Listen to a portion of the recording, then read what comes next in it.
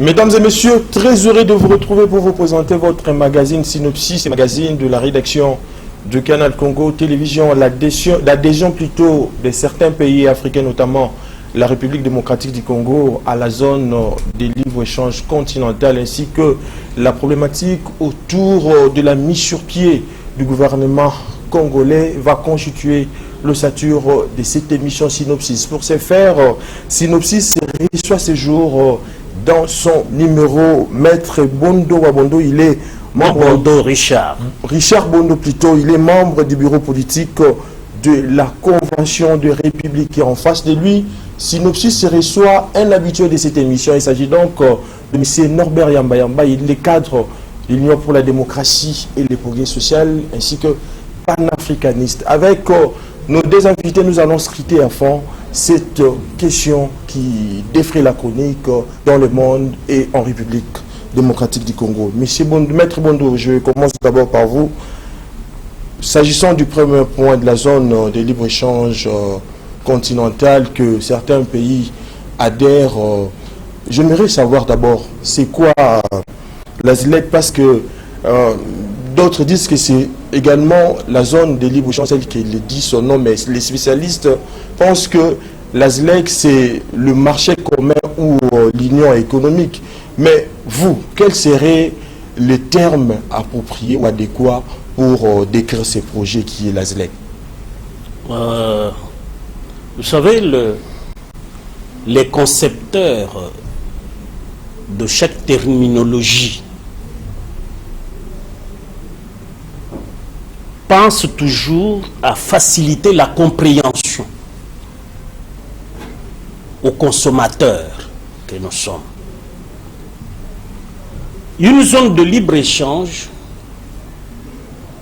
n'est ni un marché commun, ni une union douanière. La zone de libre-échange, c'est que tous les États membres de cette zone suppriment entre eux toutes les barrières douanières. Entre eux. Mais vis-à-vis des autres États qui ne sont pas dans leur zone, les mêmes pays membres de la zone gardent la liberté de fixer les tarifs douaniers. C'est-à-dire ce qui n'est pas dans l'union douanière où entre les mêmes pays il y a suppression de la barrière douanière, mais vis-à-vis des tiers ils ont un même tarif douanier. Par exemple, nous sommes à 3, nous formons une zone de libre-échange.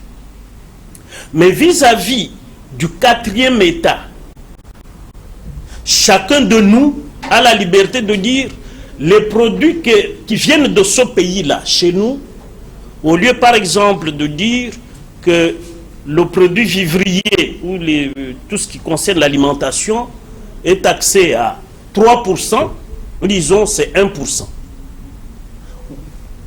Vous dites par exemple chez vous c'est 4%.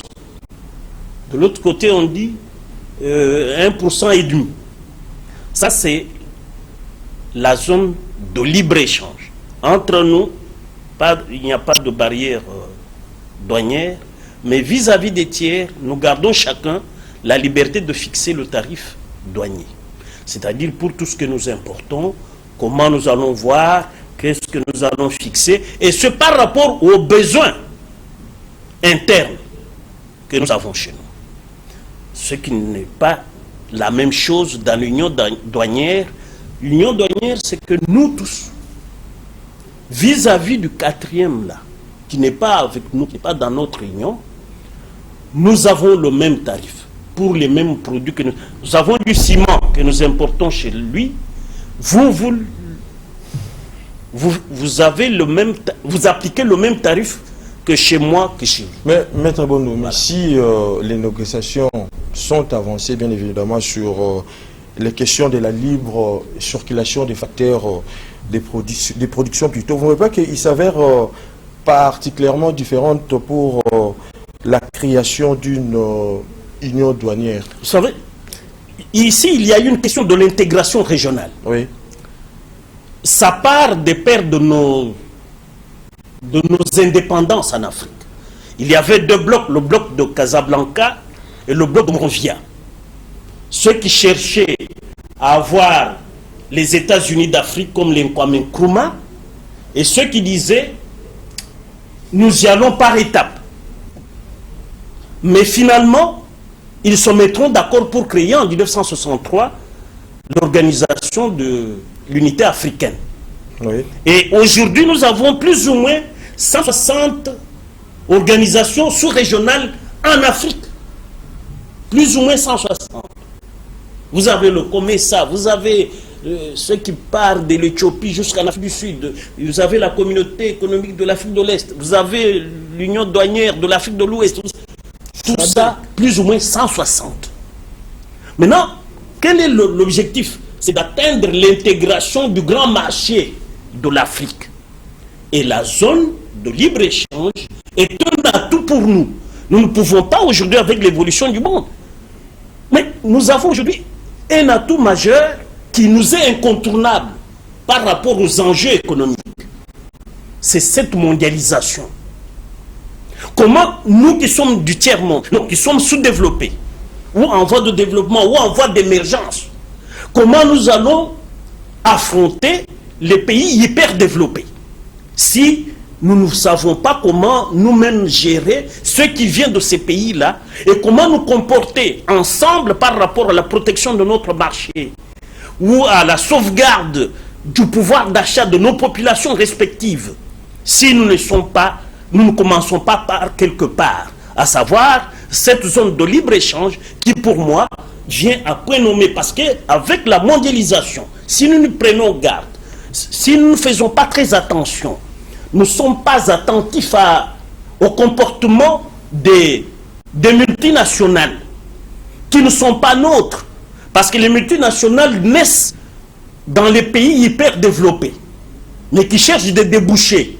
Nous risquons d'être des consommateurs de tout ce qui est produit impropre.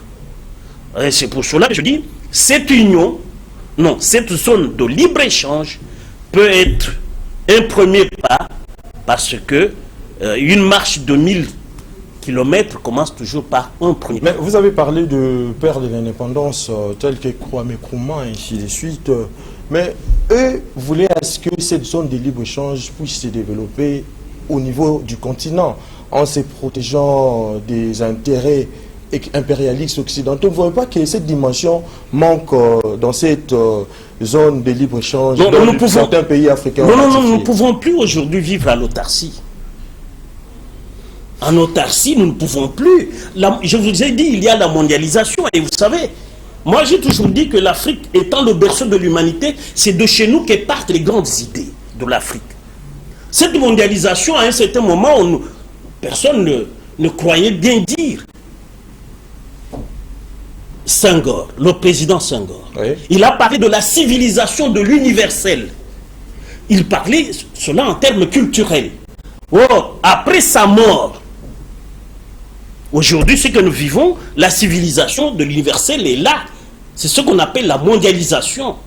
Donc, cette idée de Sédar Senghor a fait son chemin, mais qui sont les grands profiteurs?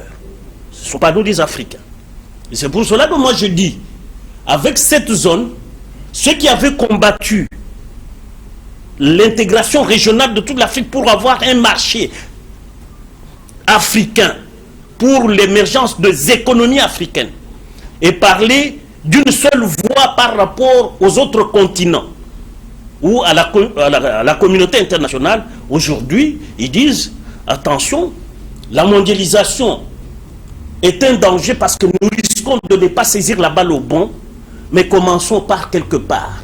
Cette zone de libre-échange, pour moi, est un atout majeur qui peut nous permettre de nous jeter dans un saut, dans l'inconnu bien sûr, mais c'est un saut de repositionnement par rapport aux autres économies fortes. Très bien. Et si nous n'y prenons garde, oui, nous risquons d'être toujours à la queue. Monsieur Norbert Yamba, je suis maintenant avec vous. L'idée de la création, vous êtes panafricaniste bien évidemment, mais l'idée de la création d'une zone des libre-échanges débouchent éventuellement sur l'avènement d'une Afrique économique fort, prospère et populaire, car cela relève également d'une certaine ou des rêves de panafricanistes. Vous ne voyez pas que c'est paradoxal aujourd'hui, parce que l'idée de la création de la ZLEC relève avant tout de l'idéologie afro-libérale.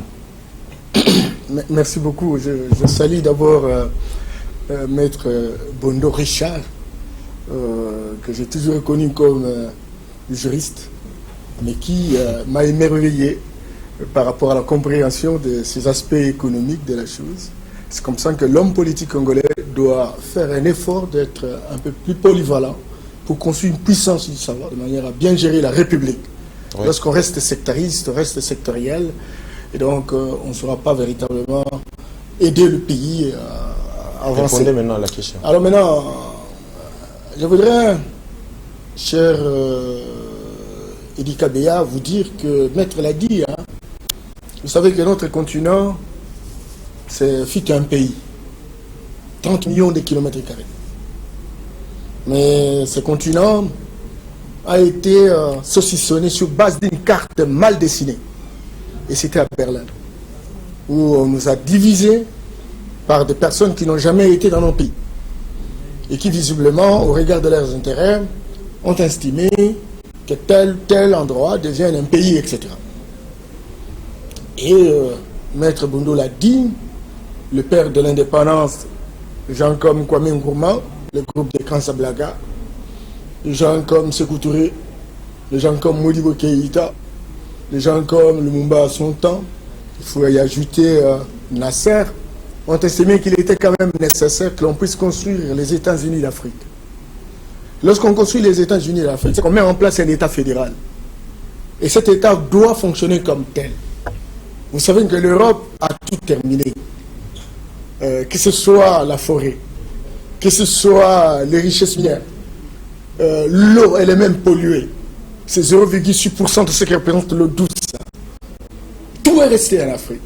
Mais parce que l'Afrique est divisée, parce que l'Afrique est saucissonnée, l'Afrique n'a pas une seule voix. Et donc tous les vautours à travers le monde en profitent au maximum pour nous déstabiliser, nous fragiliser, nous vulnérabiliser. Raison pour laquelle le père de l'indépendance a estimé qu'il y avait nécessité de créer un État. C'est vrai que Maître l'a dit, il y avait le groupe de Morovia qui estimait qu'il faut y aller étape par étape. C'est vrai qu'ils ont été instrumentalisés, il faut le dire, par d'autres occidentaux. Quand cela ne tient, on a mis en place, ne serait-ce que pour des raisons transitoires, l'OIA, l'Organisation de l'Unité africaine. Aujourd'hui, cette organisation a fonctionné et cette organisation a toujours été soutenue par l'extérieur. C'est illogique. L'Union européenne. Aujourd'hui, nous avons l'Union africaine. Curieusement, c'est plus grave que l'OIA. C'est soutenu à plus de 90% par l'extérieur. Oui. Et curieusement, tous les fonctionnaires sont payés par l'extérieur. Alors les gens se disent, mais quand est-ce qu'on va évoluer? Raison pour laquelle vous avez vu... Mais vous ne voyez pas que par là, on nous considère comme des sous-hommes? Bien entendu, mais nous y allons. Mais les gens se sont retrouvés en se disant, mais comment serait-il possible qu'on soit aussi illogique? Nous disons que nous sommes souverains, nous disons que nous voulons construire un État fédéral africain, et voilà, pour soutenir notre organisation, au-delà de ces organisations régionales, pour la plupart soutenues toujours par l'extérieur, qu'est-ce qui empêche que nous puissions avoir nos propres moyens? Pourquoi les États ne peuvent pas cotiser pour permettre à ce que nous puissions véritablement affirmer notre autonomie? Raison pour laquelle la décision qui a été prise lorsque Kagame est arrivé, c'est pas comme président de l'Union africaine, de pouvoir verser 1,2% des importations dans la caisse de l'Union africaine pour assurer véritablement son autonomie. J'ai dit participer à l'évaluation, il me semble qu'on n'est pas avancé. On n'a pas véritablement avancé. Mais au moins, il y a quelque chose qui s'est fait. Mais dans le processus du couronnement de ce qui représente le leadership africain, il a été dit, au-delà de la vocation, de la volonté volontariste, de mettre en place un État fédéral, mais il faut déjà construire ce que nous appelons les préalables pour avoir une économie africaine. Et le préalable, c'est que parmi les pays africains, parce que nous avons 1,250 milliard d'habitants, qui est un marché potentiel, eh bien, faisons en sorte que nous ne puissions pas avoir des tarifs douaniers pour débloquer toutes les barrières qui puissent véritablement empêcher pour que nous puissions construire les échanges. Je voudrais vous donner les chiffres en termes d'échanges. Lorsque vous êtes en Europe, tous les pays européens, en termes d'échange de leurs produits commerciaux, c'est 70%. Lorsque vous êtes en Asie, c'est 50%. En Afrique, 16%. 16 pourquoi? Simplement parce qu'effectivement, il y a trop de barrières, de barrières douanières.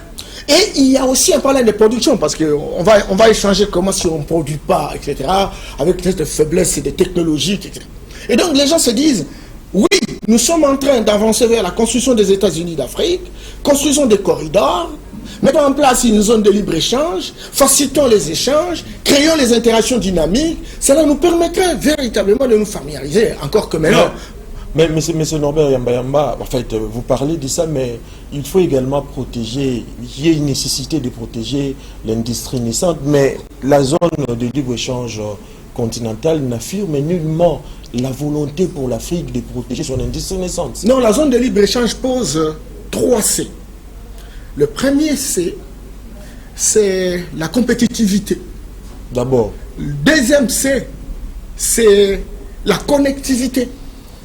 Troisième C, c'est la conformité par rapport aux dispositions, mettre bien les aspects juridiques, etc. Et donc, la compétitivité, ça veut dire en fait que nous sommes pays africains, nous sommes un continent problématique par excellence.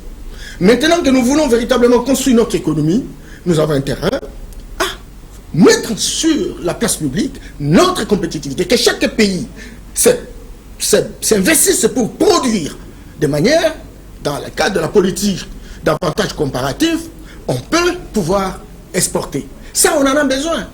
Parce que c'est regrettable. En Afrique centrale, Maître l'a dit, chez nous avons ces marques, mais les échanges, c'est 3%. Et d'ailleurs, lorsque vous voulez quitter, par exemple, le Tchad pour aller vendre au marché à Douala, au Cameroun, les coûts de transaction, ça coûte horriblement cher que lorsque vous allez à Yukon, n'est-ce pas, vendre en Chine, etc. Tout cela faisant commune montre qu'effectivement, nous avons des problèmes. C'est comme ça que dans la construction de ces États-Unis d'Afrique, dans la construction de l'économie africaine, on aurait souhaité effectivement mettre en place des projets intégrateurs.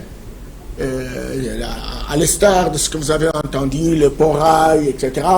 Parce que qu'est-ce qui explique qu'on est en Afrique centrale, on ne peut pas prendre la voiture jusqu'en Guinée équatoriale. Pourquoi? Et donc, si on peut avoir un pont, on peut prendre la voiture, on arrive à Brazzaville, Brazzaville à Libreville, Libreville à Malabo. Mais c'est un travail de Jérusalem, c'est pas pour le moment. Eh bien, non. Quand on commence pas, on ne commencera jamais. L'élite politique, intellectuelle, économique, aujourd'hui, doit avoir une vision volontariste de voyager dans les temps. On ne peut pas aujourd'hui, lorsqu'on est à 92 millions d'habitants, incapable véritablement de construire les échanges interdynamiques, si demain, à 2035, on sera 165 millions, en 2050, on sera 220 millions, en 2100, on sera 400 millions. Donc, si on ne pose pas des jalons aujourd'hui, encore qu'il faut prendre le risque, on a attendu 59 ans, donc on n'a pas avancé des iota, et donc on ne voudrait pas commencer. J'entends beaucoup de gens disent, mais écoute, mais organisons-nous, faisons ceci, faisons cela. Mais il dit, mais on est resté pendant 51 ans, on est resté 60 ans. Mais prenons les risques. Prenons les risques, par émulation, nous allons avancer. Mais si on ne prend pas le risque, à ce moment-là, on va entendre. Et d'ailleurs, une étude qui a été produite en 2000 par le PNUD a démontré que si nous continuons avec la même délication de l'État, avec les mêmes attitudes, avec les mêmes pratiques, avec le même comportement, pour que nous puissions revenir à la situation de 1960, il nous faut 75 ans. 75 ans. Alors, maintenant, il faut changer pour qu'on revienne à 75 ans. Mais si on ne change pas, c'est plus dramatique, on risque d'aller à des siècles. Cela, parce qu'il y a des pays qui étaient au même niveau que nous en 1960. Vous avez la Corée, c'était $255 par habitant par an. L'Afrique du Sud, le Canada fait partie des G8 aujourd'hui. L'Afrique du Sud, c'est parmi les 5 BRICS. Donc, pays émergents qui sont véritablement développés parce qu'il a l'Afrique du Sud a sorti de 70% de sa population de la pauvreté. Et lorsque vous venez, vous regardez les gens de pays comme la Chine, vient de sortir 700 millions de cette population de la pauvreté, etc. Mais quand vous regardez le Congo, qui avait $368 par habitant, plus que la Corée du Sud. Excusez-moi que je termine par là. Oui. La Corée du Sud aujourd'hui a $32 000 par habitant par an. Le Congo reste à 450. C'est que véritablement nous n'avons pas avancé, nous avons régressé et nous nous sommes mis à genoux et nous avons bloqué le développement de l'Afrique. Il faut donc nous engager résolument vers toutes ces réformes qui permettent à ce que nous puissions avancer. On plaire aujourd'hui qu'en mettant en place les ponts route rail, il n'y aura pas de recettes au Congo central, simplement parce que c'est les deux ports qui fournissent de l'argent. Attention, mais quand vous êtes par exemple au Congo central, il y a des oranges, il y a des mandariniers, il y a des mandarines, il y a des choux, il y a des pamplemousses, il y a des poissons, il y a tout. Mais même pas une usine de fabrication de jus. Vous imaginez ça? Alors maintenant, nous disons, nous n'avons rien fait, mais nous ne connaissons rien. Tout ce qui a été à la base de la création de la Sofidé, la quasi-totalité des gens n'ont pas refusé totalement ou catégoriquement qu'il y ait l'érection de ces ponts. Mais il faut commencer d'abord par la construction du port d'eau profonde de Banana. Mais arrêtez, on ne refuse pas la construction d'eau profonde. C'est un projet qui date des années 1950. Vous voyez, c'est un projet des années 1950. On s'est toujours posé cette question. C'est vrai que le débat de prospérité n'a jamais été une préoccupation dans la classe politique congolaise. Mais c'est aussi vrai qu'aujourd'hui, que nous avons un pouvoir qui arrive, qui construit véritablement une offre politique pour faire avancer le pays, il faut que cette question soit placée à la place publique. Mais quand cela n'y tienne, j'ai dit que la réalisation d'un projet n'exclut pas la réalisation de l'autre. L'autre projet coûte 550 millions de dollars. C'est supporté par la BAD, la Banque africaine de développement, et l'Afrique à 50. L'autre projet, le port en eau profonde, coûte 5 fois le prix du pont. Ça veut dire 2,7 milliards.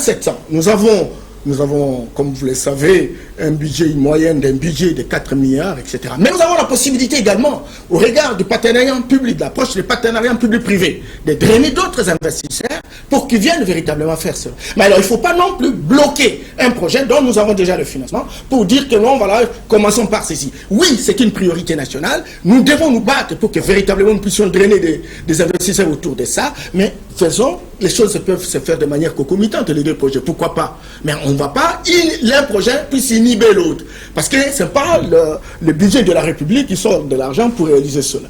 Maître Bondo, je reviens à vous.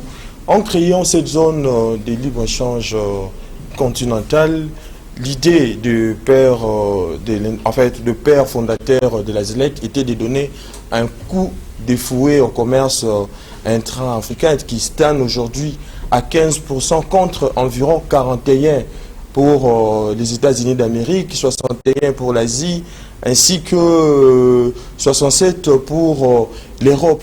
Qu'est-ce qui explique cette faiblesse des commerces intra-africains? Vous savez, vous parlez bien de la faiblesse de notre commerce, mais Norbert vient d'invoquer le rapport du PNUD de 2000. Ce rapport a été fait par un haut fonctionnaire des Nations Unies qui était déjà à la retraite, mais le PNUD l'a rappelé. Il s'agit d'un Iranien, Majid Renema, qui a parlé de la synthèse que Norbert vient de nous faire. Pourquoi? Parce que si nous nous prenons garde, les États africains sont condamnés non plus à vivre dans la pauvreté conviviale. Ça, c'est l'expression de Majid Renema dans ce rapport-là. Il dit, il faut sortir l'Afrique de la misère, parce que au lieu de la pauvreté conviviale des années 60, des années de nos indépendances, l'Afrique vit aujourd'hui dans la misère. Alors, comment se sortir de la misère si nous ne faisons rien pour être compétitifs? Il a parlé des 3 C, mais il ne s'est pas apaisanté sur le 3e C de conformité. C'est-à-dire qu'il faut que nous produisions, certes, mais pour que nous soyons compétitifs, il faut que nous répondions aux normes. La conformité aux normes. Pourquoi les normes? Parce que on peut nous produire un savon. Nous voulons l'exporter. Mais il faut que le savon que nous avons produit ici ne soit pas ce savon qui crée des baffes sur la peau des gens. Et ça, c'est la raison d'être des laboratoires, notamment l'OCC. Il faut, pour y arriver, supprimer la corruption, l'éradiquer. C'est le combat du président Tshisekedi aujourd'hui. Il faut éradiquer la corruption. Et quand on va atteindre ce stade, nous aurons réalisé ce que Karl Deutsch, disons, c'est lui qui pilote l'école à laquelle moi j'appartiens, l'école maximaliste. Dans cette école de Karl Deutsch, pour nous les maximalistes, il faut rêver grand pour la prospérité du peuple. Et c'est pour cela que je salue cette affaire du pont sur Brazzaville, sur le fleuve pour Brazzaville, en même temps que je soutiens la construction du grand port en eau profonde de Banana. Mais quelque part, vous avez dit aussi que cette situation est un legs colonial. Mais vous ne voyez pas que la position aussi stratégique du Congo au cœur de l'Afrique favorise également de multiples problèmes dans nos affaires depuis 1960 jusqu'à ces jours? Oui, c'est parce que nous n'avons pas eu des dirigeants visionnaires. Les pères de l'indépendance, contrairement à ceux qui sont venus après eux, qui ont ruiné le pays. Aujourd'hui, nous avons des gens, 18 ans, ont ruiné le pays. Parce qu'on peut tout dire contre Mobutu. Mais Mobutu, quand il part en 97, il a laissé le patrimoine national intact. La Gécamine intacte, Tulomoto intact, Sengamine intact, Niba intact, tout intact. Donc c'est un problème de leadership. Ce qui a ruiné le pays, c'est ceux qui ne veulent pas partir. Mais est-ce que c'est l'étranger? Est-ce que c'est les pays voisins? Nous disons non. Il y a un problème de leadership. Vous savez, le philosophe Hegel, quand il parle de la souveraineté du peuple, il dit la souveraineté populaire n'existe pas si elle n'est pas confiée entre les mains des responsables conscients de leur charge. Ça, c'est le philosophe Hegel. Et ici, chez nous, rappelez-vous votre confrère, Motingo il a écrit un livre, La République des inconscients. Oui. Malheureusement, lui était inconscient parce qu'il était kabbyliste. Pendant qu'il écrit le livre La République des inconscients, il oubliait qu'il s'inclinait devant Joseph Kabila comme son maître. Et il y a des professeurs d'université aujourd'hui qui disent Kabila et Joseph est leur maître. Des professeurs d'université. Vous voyez pourquoi Kabila était arrivé à la conclusion qu'il n'avait aucun intellectuel congolais, aucun technocrate congolais autour de lui. Pourquoi? C'est ça le déficit du leadership. Or ici nous avons aujourd'hui, comme Dieu n'oublie pas ses enfants, les prières des Congolais ont été exaucées avec l'avènement de Félix Antoine Tshisekedi, pour que nous puissions maintenant relever la tête. Et la tête commence à émerger.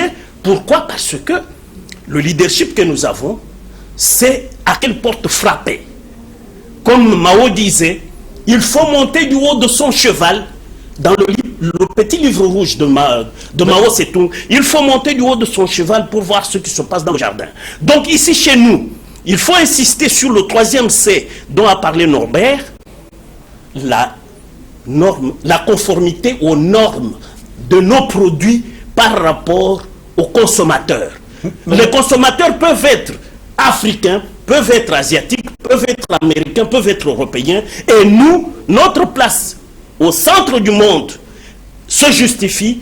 Et ce n'est pas seulement Maître Bondo qui vous le dit, ni mon ami Norbert Yamba Yamba, c'est Jacques Attali. En 2014, sur la télévision El Kara. Mais il ne faut pas monopoliser c'est une télévision, c'est une télévision méditerranéenne. Oui. Il dit, le développement de l'Afrique ne pourrait arriver que si la République démocratique du Congo recouvrait son importance au cœur de l'Afrique. Mais en fait, les problèmes sur lesquels portent mes réflexions ici tournent autour de quelques postulats. Tout d'abord, je suppose que tout changement dans le monde moderne n'est pas essentiellement l'œuvre du hasard. Il procède également de l'esprit créateur de l'homme. l'homme conçoit d'abord, puis matérialise et objective ses idées. Mais en conséquence, je pense que ceux qui s'abstiennent du travail de la conception ou les négligent, tels que cette situation de la zone de libre-échange continental, ne veulent pas que cela ne peut créer rien de durable pour les développements de l'Afrique, notamment la République démocratique du Congo. Je venais de vous parler de la conscience des dirigeants. Ce sont eux les locomotives de l'Afrique. Si nos dirigeants parlent le même langage, regardent dans la même direction, la direction de la prospérité de l'Afrique, l'émergence est à la portée des mains parce que ton pays ici, la RDC, a déjà écrit l'histoire. La fin de la Deuxième Guerre mondiale. Donc ce pays a apporté gros à l'humanité. Moi qui vous parle, j'ai été à l'université du comté de Ames, dans l'état de l'Iowa aux États-Unis, où vous trouverez une stèle sur laquelle est marqué « Ici a été traité l'uranium de Shinkolobwe », qui a été raffiné dans le laboratoire de l'université de Wisconsin, aux États-Unis, non loin de Chicago. C'est pour vous dire quoi? Ce pays est très grand. Ce n'est pas par hasard que Dieu nous a plantés au cœur de l'Afrique. Nous sommes le cœur de l'humanité. Nous avons la forêt. Yamba Yamba, c'est sa spécialité. Il vous dira quel pourcentage nous avons. Donc, qu'on appelle le coltan? Non, le truc de carbone. Il y a un pourcentage là. Oui, la taxe carbone. La taxe carbone. Mais ça doit nous profiter. Parce que notre forêt est en train de gérer l'humanité. Deuxième poumon du monde. Voilà pourquoi nous disons, notre pays ici, il faut le connaître. Malheureusement, nous avons eu pendant 18 ans des dirigeants qui connaissaient très peu le Congo, qui savaient qu'il y avait seulement le coltan à trafiquer, l'uranium à trafiquer, le diamant à trafiquer. Mais qui ne savaient pas ce que nous avions comme vocation d'abord. Mobutu Sese de heureuse mémoire disait parler de la vocation africaine du Zaïre. Mais au-delà de Mobutu Sese Seko, il faut parler de la vocation humanitaire et humanitariste de la République démocratique du Congo. En fait, je voudrais qu'on puisse boucler ces chapitres, mais que chacun de vous puisse placer un mot par rapport également à cette zone de libre-échange continental. Je commence d'abord par vous, M. Norbert Yamba. Non, la question de libre-échange, c'est une question qui constitue une préoccupation pour notre président. J'allais dire, le président Félix Antoine Tshisekedi, il avait dit qu'il adhérait, mais qu'il posait quelques conditions. La première, d'après le président, c'est qu'on reconstruise la sécurité en Afrique. Quand il y a trop de zones d'insécurité, ça ne permet pas véritablement à l'Afrique de travailler. Et quand vous regardez, par exemple, à l'Est de la République, ça n'a pas l'air d'avancer, étant donné qu'il y a des convergences d'intérêts autour de la nuisance et de la déstabilisation des pays.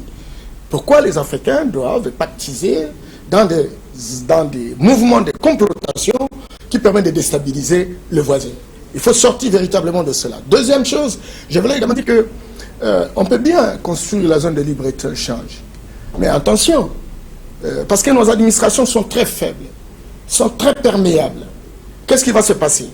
Des pays qui ont la capacité de produire, comme la Chine, comme les États-Unis, j'allais dire l'Occident et l'Orient, ils peuvent profiter en passant par un seul pays, ils paient la douane, mais à partir de ce pays-là, et que leurs produits se généralisent dans tous les autres pays. Donc c'est un manque à gagner pour les pays. C'est un manque à gagner. Il faut donc construire, au même moment que nous parlons de cette zone d'échange, de libre-échange, il faut organiser nos administrations, et il faut même les digitaliser.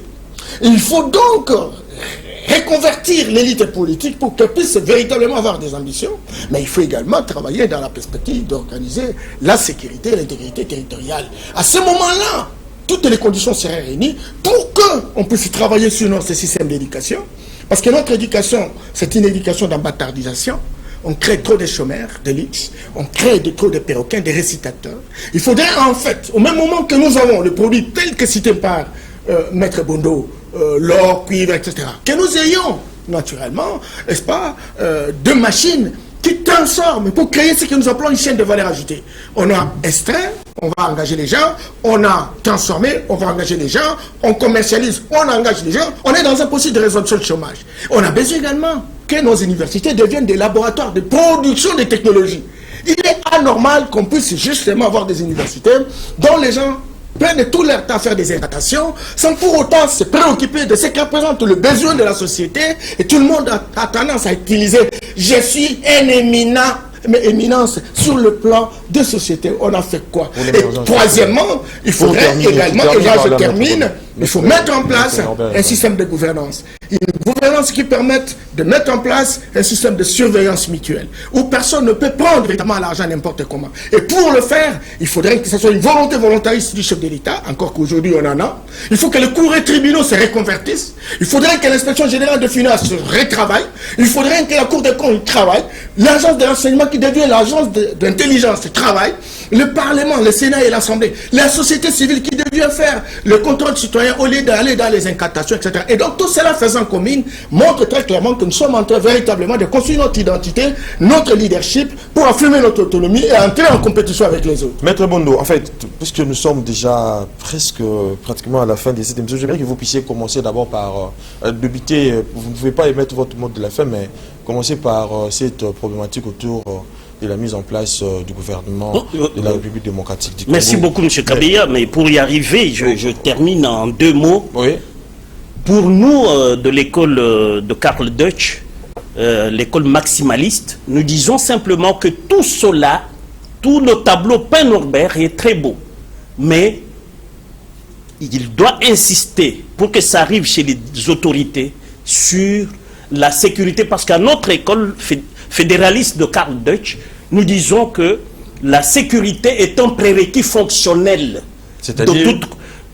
C'est-à-dire c'est le préalable à toute organisation humaine, la sécurité. Alors maintenant j'aborde votre deuxième préoccupation, ou la dernière, sur la formation du gouvernement. Oui. Moi je crois que je l'ai dit devant un de vos confrères de chez vous, c'est que il faut que le président de la République mette la croix sur les négociations entre 2 sujets qui ne sont pas des sujets politiques de droit. Le FCC n'a aucune personnalité juridique, c'est-à-dire c'est un truc machin, comme le cash est un machin. Ces deux-là, sans personnalité juridique, ne peuvent pas engager la République, ou que la République soit suspendue aux négociations entre 2 sujets qui n'ont aucune personnalité de droit politique. Et c'est pour cela que je le renvoie. Je renvoie toute la classe politique à respecter l'article 101 alinéa 2 de la Constitution, qui définit les acteurs politiques. Soit vous êtes un parti politique agréé, soit vous êtes un regroupement politique agréé, soit vous êtes une forte personnalité politique. Ce sont les 3 acteurs reconnus par la Constitution. Mais alors le président, le Premier ministre, oui. Je dis ceci, oui. Parce que Ilungu Ilungamba semble être plongé dans un sommeil. Moi je le réveille pour lui dire, parce que vous avez été nommé conformément à l'article 78 alinéa 1er de la Constitution, soit disant que vous étiez de la majorité parlementaire composite cash FCC. Mais rappelez-vous, Ilunga Ilunkamba, professeur d'université que vous êtes. Moi, je respecte les intellectuels bien étoffés comme vous, pas ceux qui font de la génuflation. Comme je connais votre personnalité, votre autorité, je vous rappelle l'article 78, dernier alinéa de la Constitution, qui dit que pour que le président nomme les ministres, les membres de votre gouvernement, c'est vous qui avez la charge de les présenter.